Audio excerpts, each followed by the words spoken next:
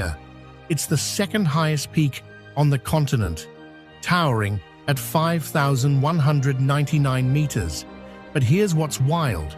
It's a massive ancient volcano.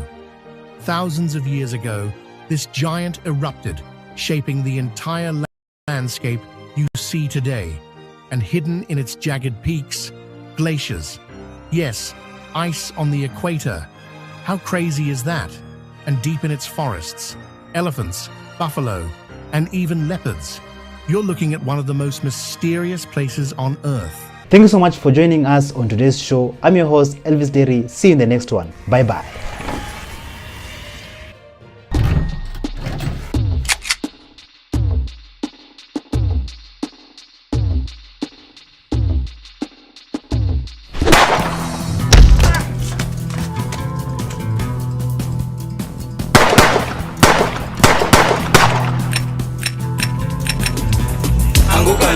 They're coming for you!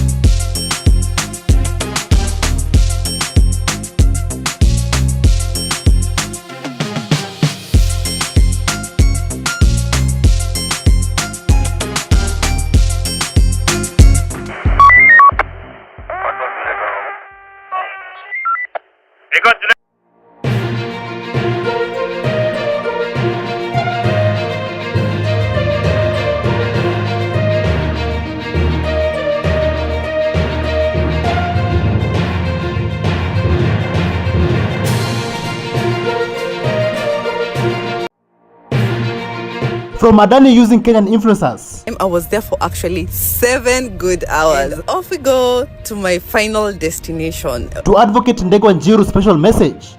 Hii nchi iko na shida. Watu wako na shida mingi sana, nchi iko na shida. Do you regret as a voter? Me, I voted for you, but I'm now regretting, Bana. I'm now regretting this. American rapper 50 Cent in Kenya. 12 years ago, Octopuzzo hosted 50 Cent in Kibera. Wanted to see the fight again. They're coming for you!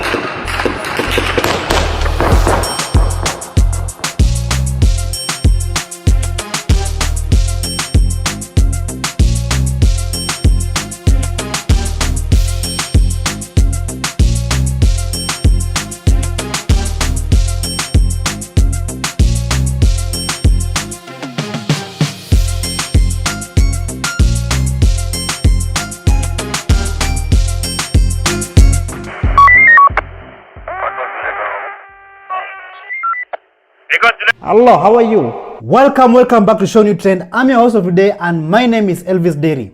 Did you know that Adani Group is not even paying but using Kenyan influencers and giving them free trips to go to India to showcase the Adani Group good work? Did you know that?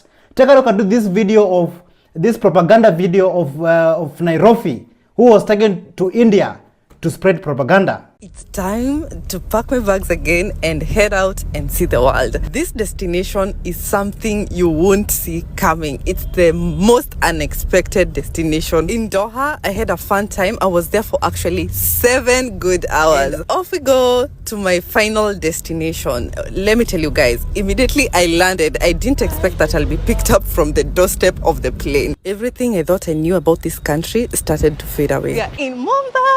Guys, I haven't told you, I think I hadn't mentioned that I'm actually coming to India, and yes, we're here. So let's come and wait for my bags. Hello, how are you? Fine. So we'll be waiting for my bags here. I'm so ready to explore Mumbai. What's good, India? I'm so excited. Do you regret voting for the current regime? Take a look at this Kenyan man who is very disappointed on voting for the current president. Game imeanza sasa, game imeanza. Senate imeimpeach Gachagua. Game imeanza. Game imeanza. Usidhani uko safe, Mr. President. Ruto, usoni uko safe. Me, I voted for you, but I'm now regretting, Bana. I'm now regretting this. Huh? Once race is over and after becomes a burden to everyone. Ni sawa. Ni sawa, umetumia Gachagua vile mnataka. Ni sawa. Wacha turudi koti akaje tamwona namna gani. Ni sawa. Venye mnafanya Gachagua, Mr. President, unafanya Gachagua saa hizi. Siasa sio mzuri. It's a bad game. Chunga na wewe. Me, I voted for you here in Siaya.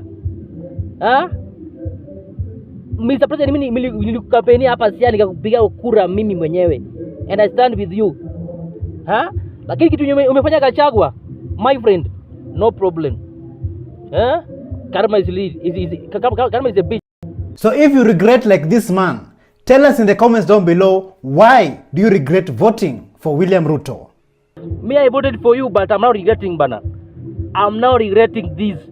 It is only a few years to Kenyan elections, 2027, and currently Kenyans are tired, and it seems like they will be sending so many politicians packing. So many politicians will be going back home. Take a look at this video of this member of parliament lecturing Kimani Ichung'wah and his team. Mheshimiwa Ichung'wah and your team, I want to tell you for free, you will never see power again after Ruto goes home. Mutakuwa mkionea huo uongozi na power kwa view sasa. Na tutawaambia ukweli mchana na hatutaki nyenyenye. La mwisho, the government of the day, you are killing devolution. No wonder President William Ruto, you voted no during the referendum. You didn't want this country to be devolved. That's why when you have gotten to power, the county governments cannot get money for development, for drugs, for the people in Kenya. We demand devolution is here to stay and must be protected. It's not a favor, and money being released to all the 47 counties for Kenyans to get service. We don't want your shenanigans of impeachment so that we can forget about Adani Group, we can forget about not sending money to the counties, we can forget you are not employing teachers, you are just there to make sure that Kenyans are oppressed and oppressed and oppressed. We want to say this. 2020, freedom is coming tomorrow. Mheshimiwa Kioni, nikipita hapo nitakuwa nimekukosea.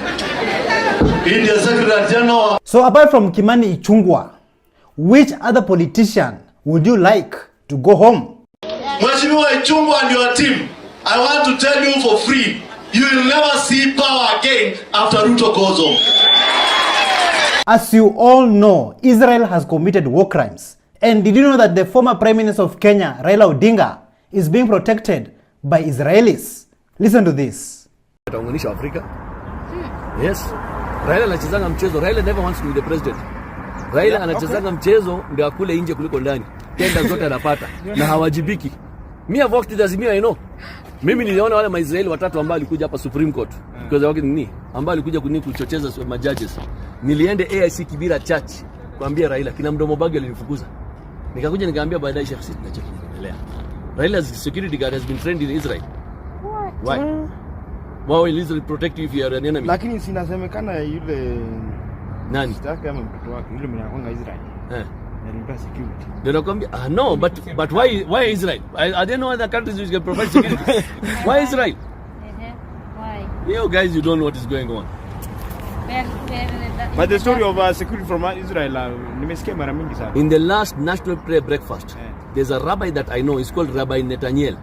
He's married to one of the Israeli envoys, and he's a former military personnel. And he was supposed to lead the prayers for the Jews at the national prayer breakfast. I walked up to the director of Mr. Oven, and I told him this cannot be allowed. A guy who is killing children and women cannot lead our prayers. But mzuri alichelewa, kama sivyo kungekuwa na nini moja kubwa sana. No, I was ready to go. Awesome, me too. I would have been there. I would have need in front of Ruto. Mimi sitaki kujua. Utatuombeshaje na wewe ni mtu ambao huo watoto? Bravo. True. Just because that you today are a rabbi. Who told you are a rabbi? You don't have other rabbis. Why is it that by coincidence he's an Israeli envoy? He's married to an Israeli envoy. What a coincidence. And he's a military personnel. And then Kenya does not have Jews, so why should he be allowed to pray? A Kenyan political analyst, Herman Manyora, explains to us on why some Kenyan politicians have destroyed their careers. And why is that? Some of them took part in impeaching the former deputy president, Rigathi Gachagua. Just listen to this. The impeachment was childish. So let's not talk about anybody. Even the senators trying to bring out the support, they were at the pains and they looked stupid and they knew it. They looked so bad, especially intelligent people. When God has given you a brain, I keep telling even my students, when God has given you a brain, you have to be very careful. The moment you are engaged in something, you are even ashamed yourself, you feel stupid. That's what it was coming out.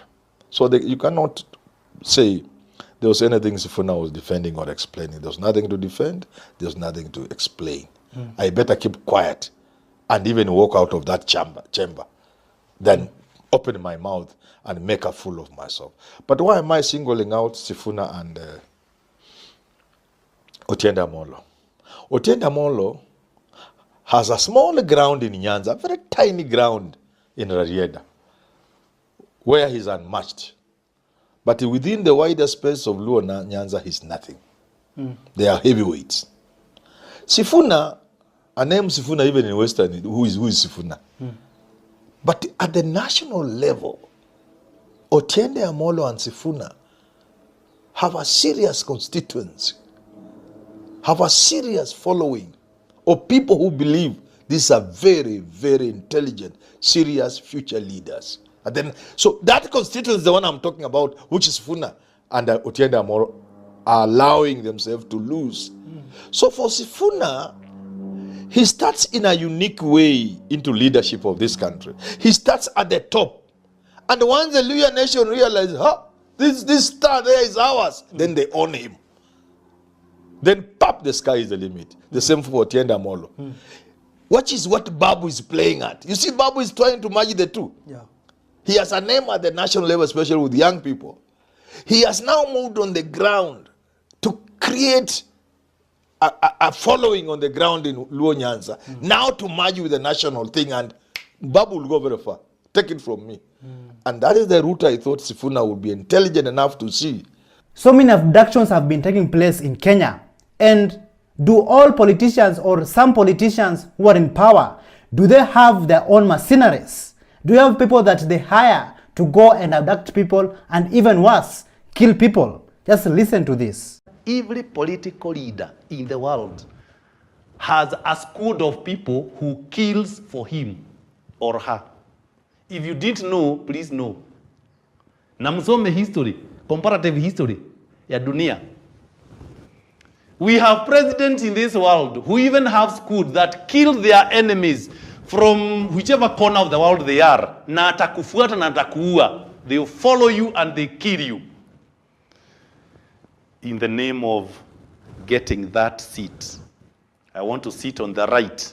I want to sit on the left. But she is my block. So, aodolewe. Remove her. Removing her includes even killing. That is called selfishness. We can become great, not by breaking others, by actually elevating others.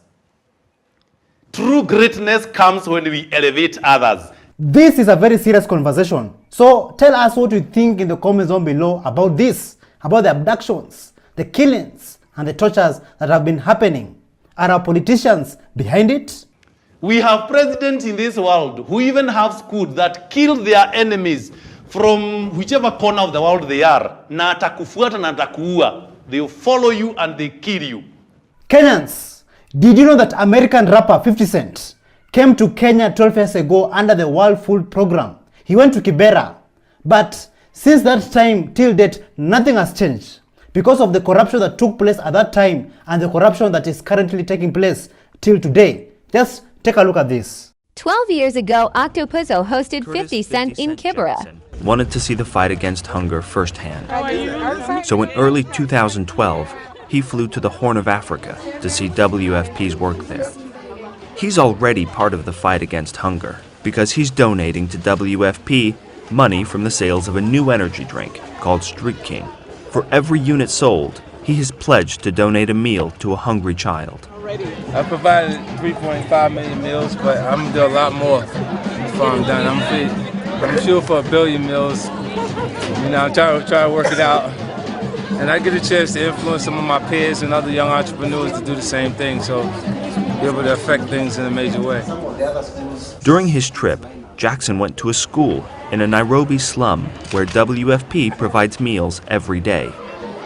He met children, many of them orphans, and saw how their daily meal was cooked. This nutritious lunch helps them to concentrate in class. And for many of these children, it may be the only meal they get in the day.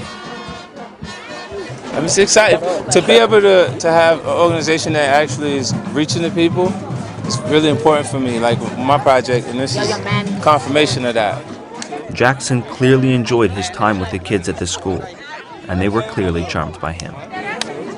So the question of the day is a referendum coming to Kenya very soon? Take a look at this video, just listen to it carefully and tell us what you think about it in the comments down below. Looking at a referendum next year. By all means, the way they've taken this impeachment hurriedly, they will take us through the steps of a referendum so quickly. We shall create the post of Prime Minister properly. I told you. It will be given to Baba because AUC is gone. Ilienda Djibouti kitambo. And that's when now I think things will begin to settle. Yeah. And Baba that is when 2027 campaigns will begin after Baba is and I know Prime the Minister. deputy that William Ruto would have loved if he had his way was Mudavadi. I usually tell people he's with the deputy you gave him, but he always comes close with the deputy that he loves. Musalia Mudavadi. This other one is the one that you gave him through the ballot. And me, I see a reincarnation of what was the Pentagon. Only that now Balala is replaced by Joho. But Pentagon has come back in its complete sense and the way it was. And Mount Kenya, prepare yourself. It's now you versus Pentagon. Who replaces Joe Nyaga? Who? You know, Joe Nyaga could not have won any seats in Mount Kenya. It's just like Ishungwa. Joe Nyaga hatakuwa hangechaguliwa na ODM. So it's the same here. There's Ishungwa there. Alikuwa Pentagon. No, there's Ishungwa there. There's Kindiki. And then kuna bonus unapewa free. Hawajiko. Unapewa kama free. Assistant Pentagon member. A Kenyan advocate by the name of Ndegwa Njiru, he went to eat his lunch, and at the same time he also had a message to Kenyan people and also specifically to the President of Kenya, President William Ruto. Just listen to what Advocate Ndegwa Njiru had to say. Mtu ni fake kabisa. Hizi kaa kule githeri kama hizi. Tunakulanga githeri kama hii. Aidha ni wakati wa siasa basi siasa. Mimi najua Wakenya sijui mnarogangwa na nani. Huyo ni nani mnatrustingi ati anaweza wasaidia hii Kenya?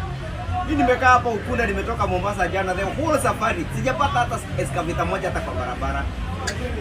Huyo Kenya bwana. Hii nchi iko na shida. Hii nchi iko na shida. Watu wako na shida mingi sana, nchi iko na shida. Na lazima tujikakamue. Tutoe huyu jamaa State House. Huyu Ruto lazima aende, apende asipende. One term, apende asipende. Na tunajikakamua na tunangangana. Na nimefika hapa Ukunda leo, watu wanasema huyu jamaa amewachokesha vibaya sana, vibaya sana. Na tutangangana naye mpaka tumtoe. Tutafanya maandamano. Huyu jamaa ni fake. Wacha tu mimi nikule githeri yangu tu hapa kiasi. Mimi najua Ruto pia ataanza kukula githeri na ataanza kuonekana nyama chai na mikate hapa pale tutafanya mambo yenye maana sana. Bure kabisa. Bure. Kenya she must unite against Ruto. Ruto and Raila. That is the Kenyan curse. Asante. So this man deploys a military, watu wako na makombora, against people whose only weapon is a hashtag. A couple of people get killed, and then he goes on national television to say he has no blood on his hands. This is some diabolical shit. Alafu utapata delinquents 2027 wakimkampenia tena. Yo. Thank you so much for joining us on today's show. I'm your host, Elvis Derry. See you in the next one. Bye-bye.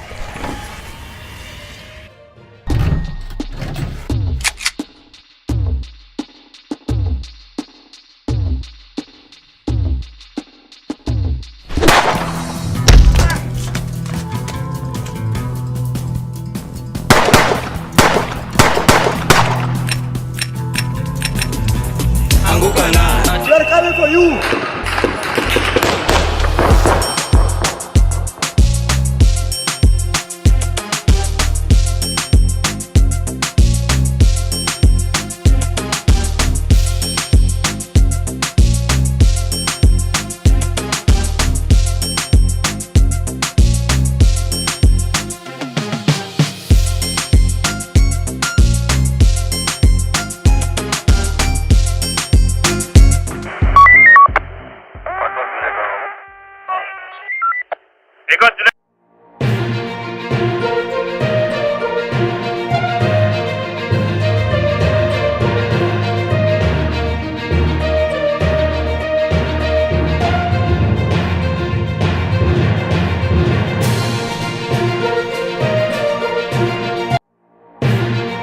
from a Kenyan in pain stuck in Oman Unisaidie kabisa nirudi nyumbani.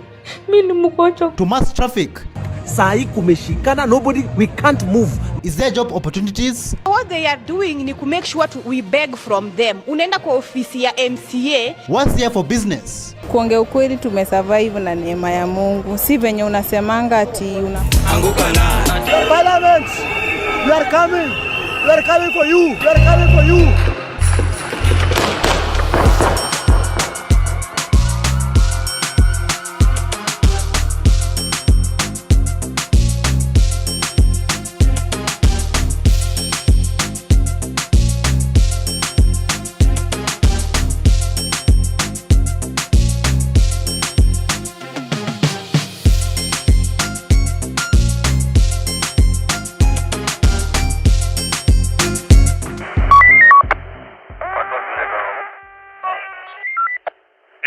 Hello, how are you? Welcome back to ShowNewTrend. I'm also today and my name is Elvis Derry.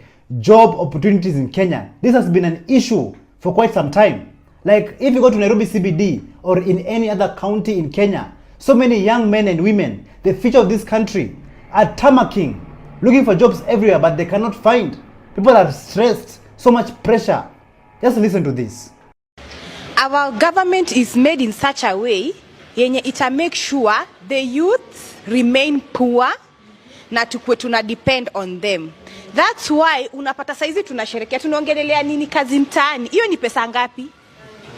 5,000 inakusaidia nini? Kusema tu ukweli. Utalipa rent, upeleke mtoto shule usome. My dear, we will continue remaining poor na tutabeg from these people. Najua government yetu iko na pesa na inaweza employ youth, but it's not doing that. Why? Juu kitu employ kila mtu akiwa stable, hatutawategemea. So what they are doing ni to make sure we beg from them. Unaenda kwa ofisi ya MCA, you beg for 100 shillings, mwingine na beg 10 shillings ndiye aende kukunywa changapa hivi bonde, si ndio? So I feel government yetu inafaa kuacha take advantage of people from the informal settlement, mostly Madare, itu provide jobs. Kazi mtaani si kazi yenye serikali inafaa kujisifu imetupatia kazi. That's no. Kama ni kazi, wacha tukuwe na full employment. Usitupatie kazi ya 2 weeks, unatupatia 5,000.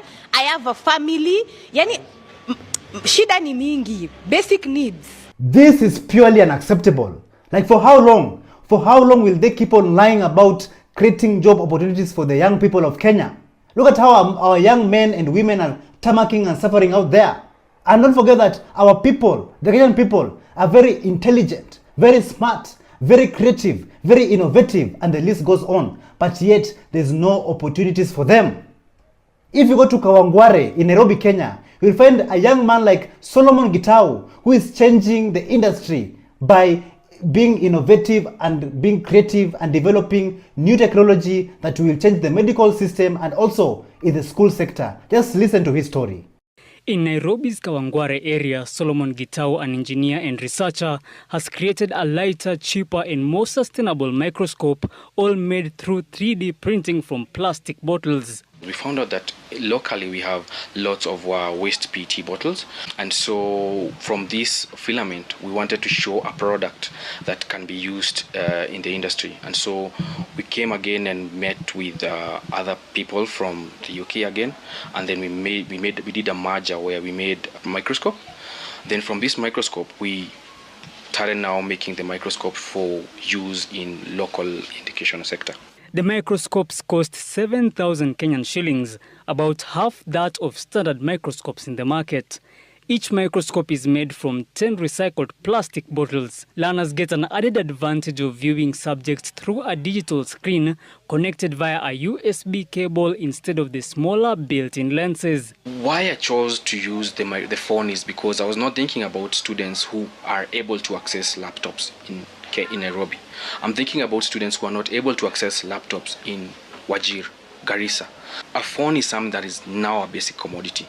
And with the application that we downloaded anywhere in this country, it gives access to all the students. And regardless of how many students can be able to see around you in a microscope, you can actually, in a phone, you can actually be able to twist and have all these like 5 students watching it. But if you want, if better resources are available, you can actually even use a 40-inch screen. With 3D printing being a fairly new technique in the country, Solomon believes it serves as a great tool for innovators with ideas to produce physical items. 3D printing is a good tool, especially when you want to rapidly test things.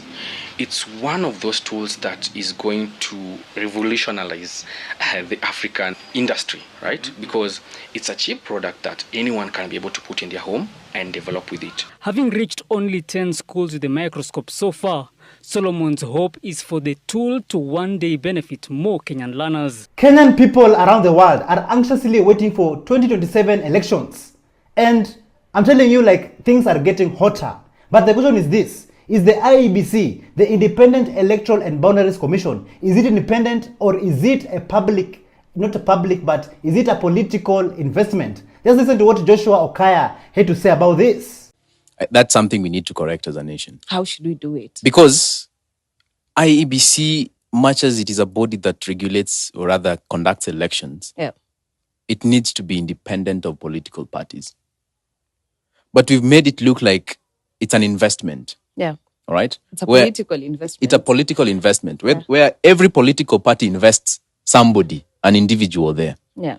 You understand? Yeah. So that each political party has a share. I don't think it should be that way. It should be a completely, the way the name suggests, Independent Electoral and Boundaries Commission. So if you ask yourselves, what is the IEBC? What is the Independent Electoral and Boundaries Commission? This is an independent regulatory agency that was founded in the year 2011 through the making of the current Kenyan Constitution. And I personally believe that it is high time that we in this country have a fair and credible elections. Ladies and gentlemen, 2027 elections is going to be messy. It's going to be hot. And currently, things are boiling nicely. But we've made it look like it's an investment. Yeah. All right? It's a political investment. It's a political investment where every political party invests somebody, an individual there. Instead of our government, our Kenyan government, creating opportunities, job opportunities here in Kenya, our people are being sent to foreign countries. And Kenyans, some of them are living under worse conditions. And even worse, some of them come back home in a casket. What a sad state of affair. And a story has been recently trending of Gloria Jameli, who she's stuck in Oman. And she's very sick and she's pleading for her Kenyan agent. But then now Florence Wanjiru for help. Just listen to how Gloria Jameli painfully narrates her story. Mama Deborah, mi naitwa Gloria. Mi nimekonjeka Mama Deborah. Tangu nikuja hii Oma nimekonjeka. Nimejaribu nimeambia maagent mi ni mgonjwa. Hawataki kunisaidia. Mi ninaumia kifua. Ninaumia kichwa. Koo imefungana. Sikuli for 4 days sahi. Mi nimelala tu kwa nyumba. Lakini ninaumia, unisaidie kweli kabisa. Ninaumia kabisa, unisaidie. Nimejaribu nimeambia maagent. Agent ananiambia lipa 150. Unisaidie kabisa nirudi nyumbani. Mi ni mgonjwa kweli, ninaona sitaweza. Nilikuja kutafuta pesa kweli, lakini mwili yangu kweli sitaweza kweli. Sitaweza. Ni mauchungu ndio ninapitia kwa mwili.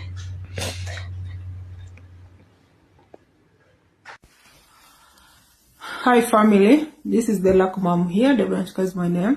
I'm an ex-housemaid of Saudi Arabia. I create awareness on what happens in the Middle East, and I do help those domestic workers who are stuck in the Middle East. If you are facing any challenge, you can just reach me out. My number is on my bio. Guys, you've heard, huyu msichana anaitwa Gloria Jamel.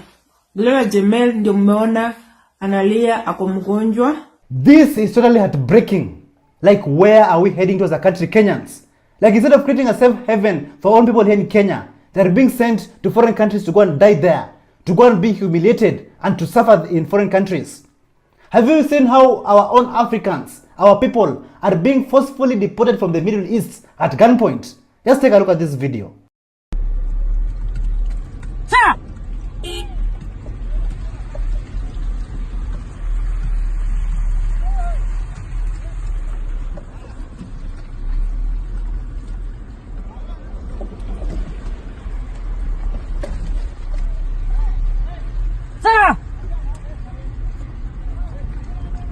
If you go all the way to Kisii town, Like it looks like a dumpster in Kisii Town CBD.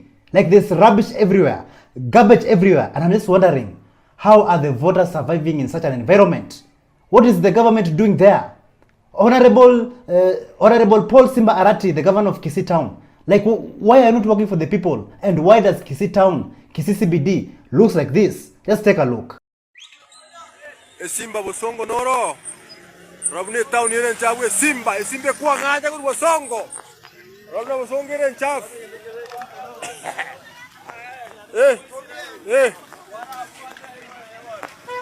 Simba Anganya, Simba Timatia, Marekeva, Motica, Robna Bosongo here in Chav Tataki. Songo. Aquí Simba Mareka, go ticket I wake a kid towning a Kirega, Simba Rati. A Simba Akira, a Simba Akira, or the day of Konya Bosongo.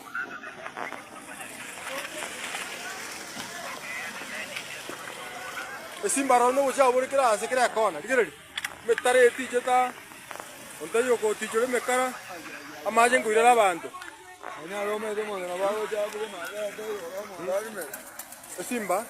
Simba Robosonga nang in stage data, Kinjira Fani, Stitch, Terji Chingia, Evantura Vetuara, Simba. Amarekeva Gotiga.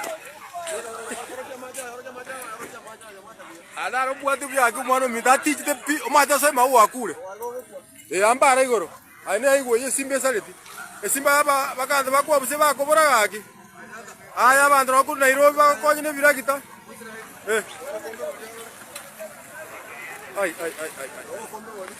As we fight for good governance, better governance, and a better future for this country, we are always faced with new challenges every day.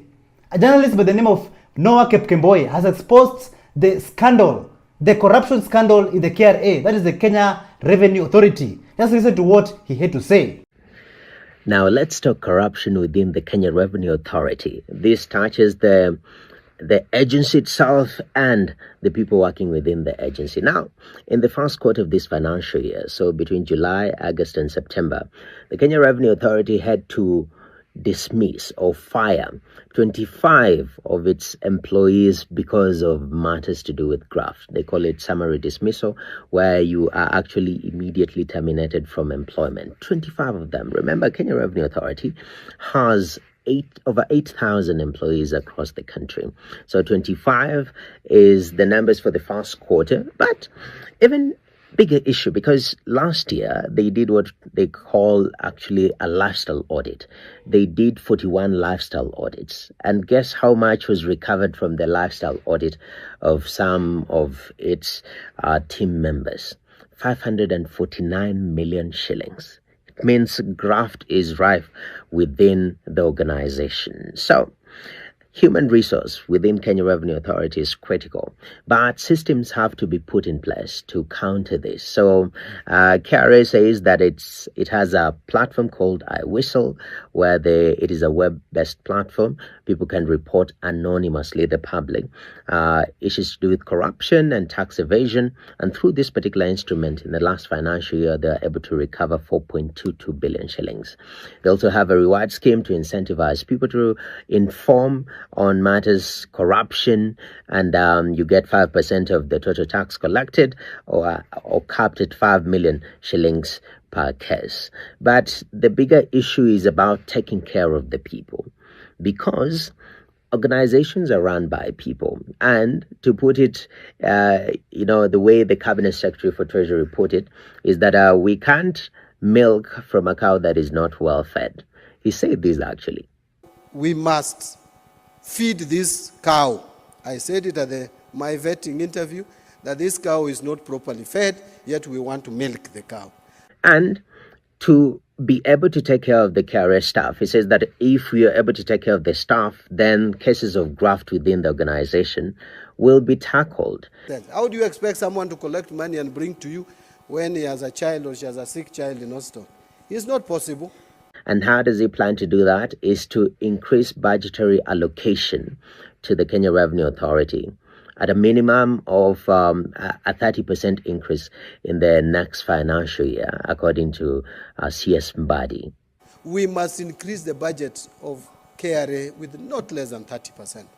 in this coming financial year. So, now, from where you said, do you think when KRA staff are remunerated better or they're paid better, do you think this will reduce cases of graft within the organization? Corruption.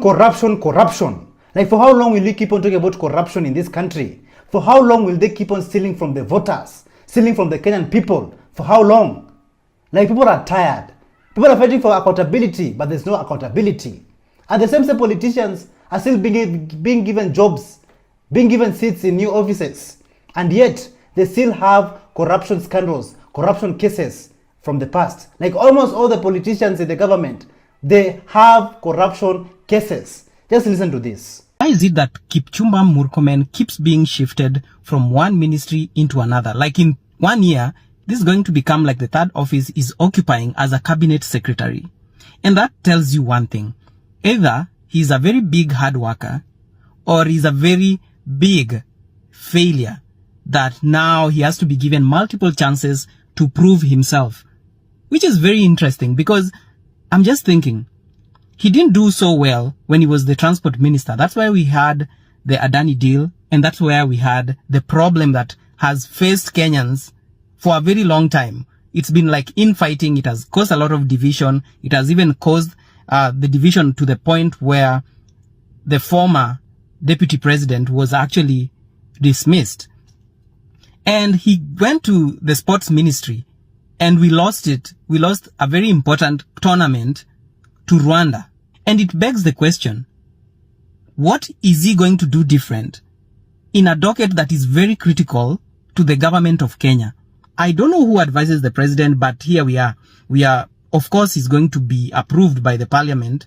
I don't even understand why the president keeps on choosing him. And reshuffling doesn't mean that it's going to work. It just means you have a problem that is ongoing that you can't really find a solution to. That's exactly what is happening. It means even the people who have been moved around, like Kababu na Mwamba, it means he's not working. That's why he's being moved to the UN and like somewhere very, very dormant. And that's a problem, because whoever is advising our president is not really getting the point. The people that have been chosen, I still don't understand why Murkomen is getting such a serious cabinet ministry. That guy is not a performer. Clearly, he doesn't perform. But I think because of his friendship and his affiliation with the president still keeps on choosing him, keeps on making the same mistake. He's not listening to Kenyans. To the government, I think what you're doing is solidifying the opposition. And the opposition here is the people of Kenya. The people of Kenya are going to be more opposed to this government than they were before. Because you are you're just making mistakes after mistakes after mistakes. It doesn't even make sense. It doesn't make sense. And the more you make mistakes, the more you're getting more opposition. The opposition is now the people of Kenya. So my question is, how long will we keep on making the same mistakes? How long will the voters keep on voting for the same people who are stealing from them? The same people, even I don't want to call them politicians, the same people who have corruption cases and scandals from the past, and they keep on growing. For how long? Just take a look at this video of Onesimus Kipchumba Murkomen, the cabinet secretary of Kenya, who is crying like a small baby after getting a small scratch. Take a look.